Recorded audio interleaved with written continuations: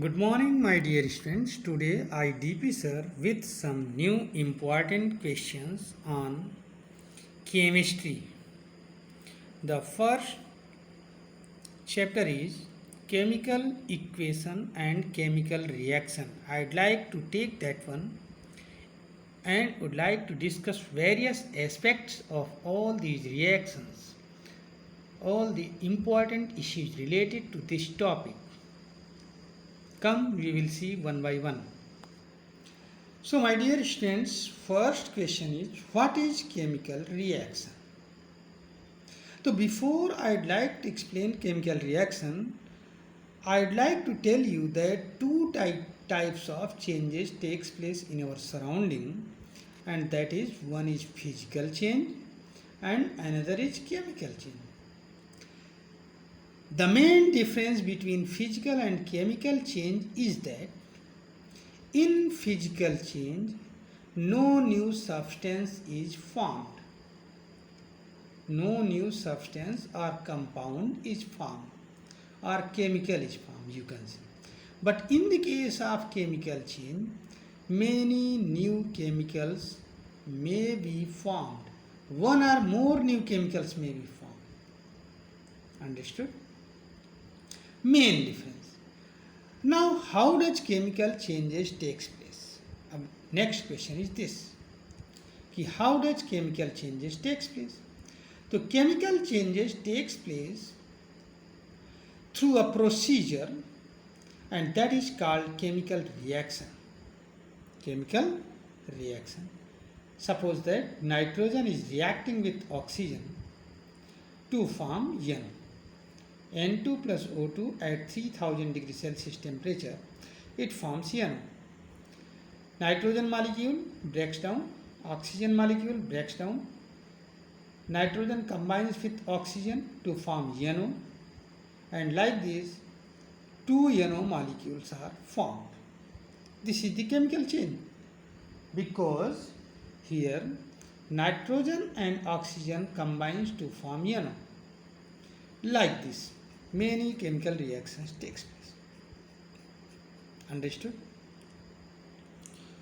Now if you see that the substances that in a chemical reaction or during a chemical reaction, atoms of one element do not change into those of another elements, only a rearrangement of atoms takes place in a chemical reaction. तो क्या होता है chemical reaction में?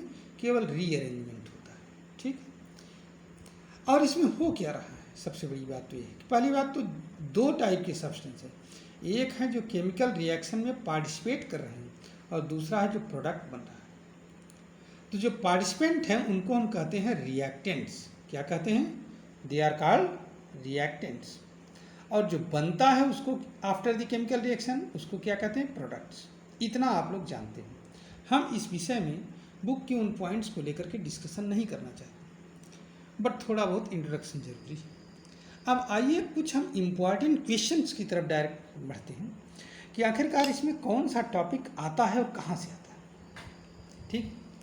अब जैसे एक chemical reaction का इसमें एग्जाम्पल दिया हुआ है, magnesium and oxygen reacts to form magnesium oxide. ठीक.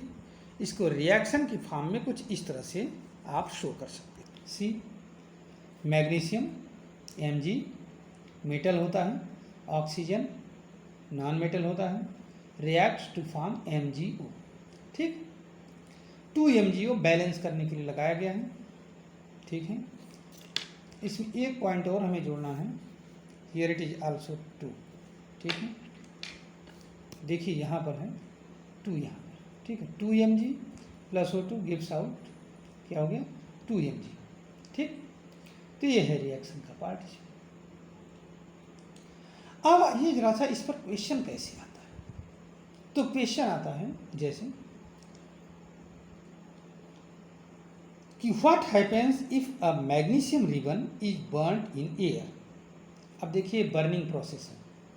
मैग्नीशियम रिबन या मैग्नीशियम वायर की बात की जाएगी क्योंकि मैग्नीशियम एक मेटल है. तो व्हाट हैपेंस, तो मैं इसका आंसर सिंपल सी बात होगी, magnesium combines with oxygen to form magnesium oxide and that appears in a white powder form. It is a white powder. White powder appears. What appears? White powder. ठीक. ये जो MgO बनता है ये normal reaction से ही बनता है. अगर आप एक मैग्नीशियम की स्ट्रिप को लो और उसको रख दो सिंपल हवा में या ऐसे ही घर में, और फिर आप देखोगे उसके ऊपर एक लेयर बन जाता है. इसीलिए अगर ऐसे स्ट्रिप को रिएक्शन कराना चाहोगे या बर्न कराना चाहोगे तो जल्दी नहीं बर्न करेगा, क्योंकि उसके ऊपर क्या रहता है, MgO का एक लेयर रहता है जो कि अपने आप में इरिएक्टिव सब्सटेंस है, इसलिए इसमें कोई रिएक्शन नहीं शो. लेकिन अगर ऐसी स्थिति में कई बार क्वेश्चन पूछा जाता है कि why we rub the magnesium strip और scrub the magnesium strip before burning it, तो that's why to remove a layer present on the magnesium oxide. Magnesium oxide पर एक लेयर जो प्रेजेंट रहती है उसको रिमूव करने के लिए होता है. ठीक है, ये चीज़ समझ में आया. अब इस तरह से क्वेश्चन घुमा करके आएगा. ये मैग्नीशियम ऑक्साइड का क्वेश्चन ऐसा सच हो सकता है ना. ठीक है. दूसरी बात है कि कुछ अब यहाँ पर जो है जब कोई भी बर्निंग होती है, कोई भी रिएक्शन होता है, ठीक है, तो जब भी कोई रिएक्शन होता है तो होता क्या है, देखो जरा सा, जब इसको जलाया जाता है मैग्नीशियम स्ट्रिप को तो वाइट डिजलिंग, कैसा, ब्राइट लाइट अपीयर होती है. वाइट लाइट अपीयर होती है. कैसा लाइट अपीयर होती है? White light. तो यहाँ पर यही चीज़ होता है, वाइट लाइट अपीयर होती है, डिजलिंग अपीयरेंस होता है, चिड़चिड़ाहट. ठीक. तो ये चीज़ दिखाई पड़ता है, हालांकि बहुत तेज जलता है. समझ में है ना. हमारे आसपास सराउंडिंग में केमिकल चेंज के बहुत सारे इस तरह के एग्जाम्पल्स हैं. ठीक है. इसमें से कुछ चीज़ें आप ध्यान में रखोगे जिसको. अब सवाल ये उठता है कि ये जो केमिकल चेंज होता है इसका कैरेक्टरिस्टिक क्या होता है. आगे क्वेश्चन ये पैदा होता है कि कैसे हम मान लेंगे, कौन कौन सा कैरेक्टर शो करेगा कि हम मान लेंगे कि केमिकल चेंज. तो इसके लिए कई कैरेक्टरिस्टिक बताए गए इंपॉर्टेंट. जैसे देखिए जरा सा यहाँ पर, इवोल्यूशन ऑफ गैस. क्या हो रहा है देखो, पहला character evolution of gas, formation of precipitate, change in color, change in temperature and change in state. All these are what? All these changes takes place during chemical reaction. All these changes takes place during chemical reaction. ठीक है. कैसे होता है जरा सा एक एक case को हम यहाँ पर देखते हैं. ठीक. सबसे पहली बात तो यह है कि इवोल्यूशन ऑफ गैस की बात करते हैं. तो कभी कभी बहुत सारे ऐसे रिएक्शंस आ सकते हैं जिसमें गैस का इवोल्यूशन होगा. ठीक है. केमिकल रिएक्शन होगा, गैस इवॉल्व. जैसे अगर आप एक कोनिकल फ्लास्क ले लो या टेस्ट ट्यूब ले लो, उसमें जिंक ग्रैन्यूल्स नीचे रख लो और एसिड मिला दो. कौन सा? चाहे डाइल्यूट सल्फ्यूरिक एसिड मिला दो, चाहे डाइल्यूट हाइड्रोक्लोरिक एसिड मिला दो. तो उसमें क्या दिखाई पड़ता है? बबलिंग शुरू हो जाती है. क्या दिखाई पड़ता है? बबलिंग. क्यों बबलिंग शुरू हो जाती है? क्योंकि इसमें गैस निकलती है. क्या निकलती है? गैस. अर्थात जब zinc granule, zinc hydrochloric acid या सल्फ्यूरिक एसिड किसी से भी रिएक्शन करेगा तो हाइड्रोजन गैस इवॉल्व होगी. ठीक है. एक जनरल प्रोसीजर भी है, आप लोग इसको भी जानते रहो कि जब भी कोई रिएक्टिव मेटल उसको कहा जाता है जिसकी रिएक्टिविटी सीरीज में पोजीशन हाइड्रोजन से ऊपर. जब भी कोई रिएक्टिव मेटल किसी एसिड से रिएक्शन करेगा तो हर्ष में क्या बनाएगा? साल्ट बनेगा और हाइड्रोजन गैस बनेगी. अब यहाँ ये चीज़ ध्यान में रख लो एकदम से. आगे इस टाइप की बहुत सारी रिएक्शंस आएंगी जिसमें पूछा जाएगा. तो अगर एक कॉन्सेप्ट आपके दिमाग में रहेगा कि व्हेन अ रिएक्टिव मेटल उसको कहते हैं which is whose position is above the hydrogen. ठीक है. रिएक्टिविटी सीरीज में जिसकी पोजीशन हाइड्रोजन से ऊपर होती है. तो अगर कोई भी रिएक्टिव मेटल है वो किसी भी एसिड के साथ रिएक्शन करेगा, चाहे वो स्ट्रांग एसिड हो चाहे वीक एसिड, क्या देगा? साल्ट बना देगा और हाइड्रोजन गैस देगा. क्या देगा? मेटल के साथ रिएक्शन करेगा तो हाइड्रोजन गैस देगा, और मेटल ऑक्साइड के साथ रिएक्शन करेगा तो H2O दे देगा, पानी। समझ में आ गया? अब इसी के थ्रू हम लोग कुछ रिएक्शंस को देखते हैं। आइए, इसमें से हम 2 रिएक्शन को देखेंगे। हालांकि तीनों रिएक्शन है, लेकिन तीसरे रिएक्शन पर चर्चा बाद में करेंगे। पहले इन 2 रिएक्शंस पर देखो। जिंक है, H2SO4 से रिएक्शन कर रहा है, डाइल्यूट, DIL का मतलब डाइल्यूट HCl, डाइल्यूट H2SO4। तो H2SO4 से रिएक्शन कर रहा है, ZnSO4 और हाइड्रोजन गैस निकल रही है। ऐसे Mg है, HCl से रिएक्शन कर रहा है, MgCl2 और हाइड्रोजन गैस निकल रही है ना। तो इसमें गैस इवॉल्व हो रहा है। ऐसे बहुत सारे रिएक्शंस होते हैं, लेकिन आइए जरा सा एक बार हम लोग रिएक्टिविटी सीरीज देख लेते हैं, अगर संभव हो तो देखते हैं, कोशिश करते हैं। ठीक है, देखिए ये है रिएक्टिविटी सीरीज। ये reactivity series potassium, sodium, calcium, magnesium, aluminium, zinc, Fe, ferric, ferrous, Pb, hydrogen, copper, Hg, Ag, Pt and Au। इसमें से potassium is most reactive and Au is least reactive. At some places Pt is also placed here, तो इसमें confuse नहीं होगा। And hydrogen is kept here, only non metal. ठीक है, तो अब इससे आप अंदाज़ा लगा सकते हो कि इसके ऊपर वाले जितने भी एसिड से रिएक्शन करेंगे वो सब के सब हाइड्रोजन देंगे। बल्कि आप ये ध्यान रखोगे कि जो पोटेशियम और सोडियम का रिएक्शन है ये तो हाईली एक्सप्लोसिव होता है, और अगर इसको डायरेक्ट रिएक्शन करा दिया तो एक्सप्लोड कर जाएगा सिस्टम। ठीक है, थोड़ा बहुत controlled reaction calcium, magnesium, aluminium, zinc और Fe के द्वारा होता है। और लेड जो है बहुत कम रिएक्टिव होता है, रिएक्टिव तो होता है लेकिन कम रिएक्टिव होता है। तो आइए इनके भी 2-4 रिएक्शंस को हम लोग देख लेते हैं क्या होता है। देखिए Mg है, HCl से रिएक्शन कर रहा है, MgCl2 हाइड्रोजन बन रहा है। जिंक है, H2SO4 से रिएक्शन कर रहा है, ZnSO4 and hydrogen is form. Fe reacts with H2SO4 to form FeSO4 and H2. Fe reacts with HCl to form FeCl2 plus H2। देखिए कुछ रिएक्शंस हमने दिखाए। ठीक है, अब यहाँ पर एक इम्पॉर्टेंट क्वेश्चन बनता है। क्या क्वेश्चन है कि what happens if we place some acid in a conical flask containing zinc granules. ठीक है, आप लिख दोगे, क्या लिखोगे? तो फिर इस आंसर को लिखने के लिए क्या करना है? पहले तो आप Zn plus H2SO4 gives out ZnSO4 plus H2, पीछे वाला रिएक्शन निकाल करो आप। ठीक है, देखो Zn plus H2SO4 gives out ZnSO4 plus H2, इसमें हाइड्रोजन गैस निकल रही है। और ये जो बबलिंग हो रही है, जो बबल्स निकल रहे हैं, the bubbles are of hydrogen gas. समझ में आए? यही आंसर हो जाएगा। अब क्वेश्चन इस टाइप से होगा कि reactive metal reacts with acid, लेकिन आपको आंसर लिखना पड़ेगा इस रिएक्शन के साथ, जो भी कंसर्न होगा रिएक्शन के साथ हाइड्रोजन गैस को दिखाना पड़ेगा और उसी का आंसर लिखना पड़ेगा कि hydrogen gas is evolve, that's why bubbles appear. एक दूसरी बात भी करते हैं कि कोई भी कार्बोनेट साल्ट अगर होगा या बाइकार्बोनेट साल्ट Na2CO3 या NaHCO3, इसको सोडियम बाइकार्बोनेट कहते हैं, इसका रिएक्शन जब HCl से होता है या किसी भी एसिड से होगा तो क्या बनेगा? एक साल्ट बन जाएगा NaCl, H2O बनेगा और CO2 गैस निकलेगी। इसमें कौन सी गैस निकलेगी? CO2। तब यहाँ एक नई चीज़ आ गई कि अगर कार्बोनेट और बाइकार्बोनेट साल्ट है मेटल का और वो एसिड से रिएक्शन कर रहा है तो साल्ट तो बनेगा ही बनेगा, लेकिन कार्बन डाइऑक्साइड गैस भी निकलेगी। समझ में आ गया? इसलिए इसमें बहुत ज़्यादा आपको हरी होने की जरूरत नहीं। ऐसे बहुत सारे रिएक्शंस कार्बोनेट साल्ट्स के आप लोग देख सकते हैं। देखिए यहाँ पर सल्फाइड भी है, calcium carbonate CaCO3 reacts with HCl to gives out CaCl to H2O plus CO2। ऐसे Na2SO3 reacts with H2SO4 to form Na2SO4 H2O plus SO2 gas. अब देखिए सल्फाइड साल्ट है तो SO2 गैस निकल रही है, कार्बोनेट है तो CO2 गैस निकल रही है।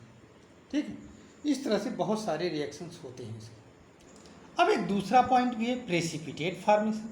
कभी कभी केमिकल रिएक्शन में क्या फॉर्म हो जाता है? प्रेसिपिटेट फॉर्म हो जाता है। तो प्रेसिपिटेट का क्या है देखो जरा सा।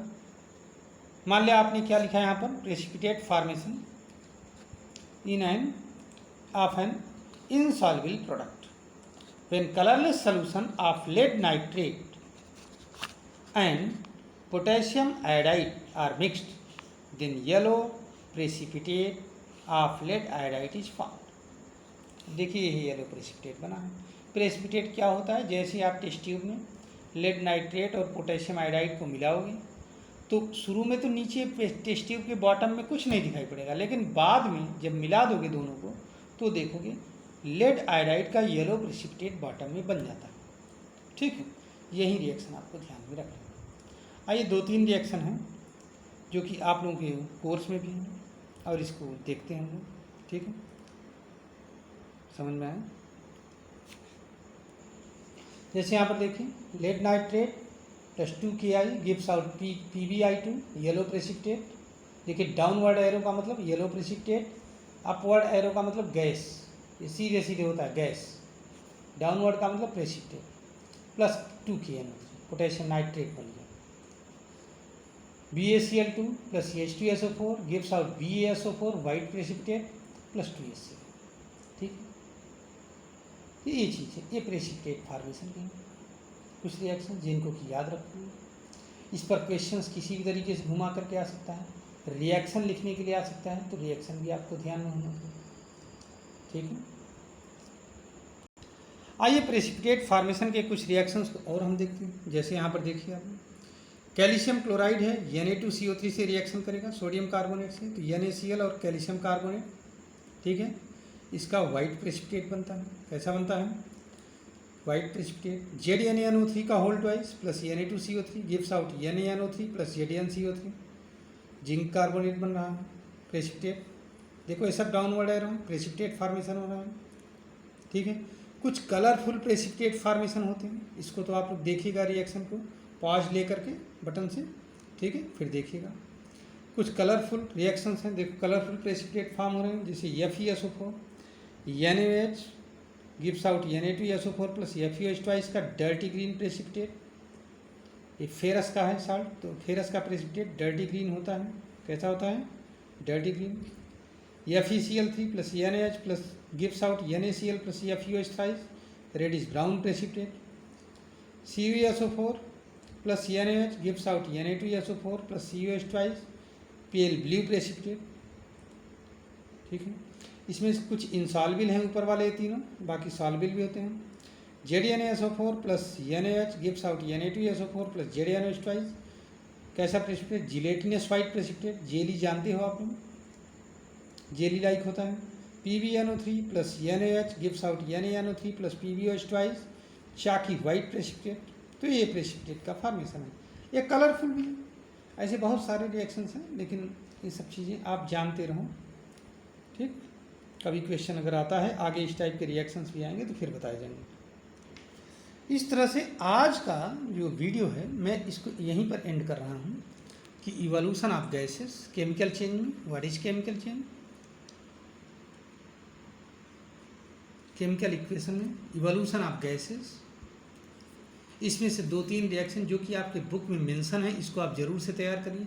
जैसे Zn plus H2SO4 gives out ZnSO4 plus H2, Mg plus HCl gives out MgCl2 plus H2, Na2CO3 plus 2HCl gives out 2NaCl plus H2O plus CO2। ऐसे फार्मेशन ऑफ प्रेसिपिटेट में PbNO3 whole twice plus Ki, PbI2 yellow precipitate plus KNO3, BaCl2 plus H2SO4, BaSO4 white precipitate plus HCl। तो इस तरह से अलग अलग reactions हैं precipitate formation के, जिसको आप याद रखोगे। और कल एक नेक्स्ट वीडियो लूँगा, उसमें कोई नया कैरेक्टर इसी केमिकल रिएक्शन से संबंध में, जैसे change in colour, change in temperature, इसके विषय में बात करूँगा। ठीक है, मैं उम्मीद करता हूँ कि आप लोग इससे कुछ न कुछ अपना गेन जरूर करोगे। And if you are getting something you must share it and subscribe the channel. Thank you and have a nice day.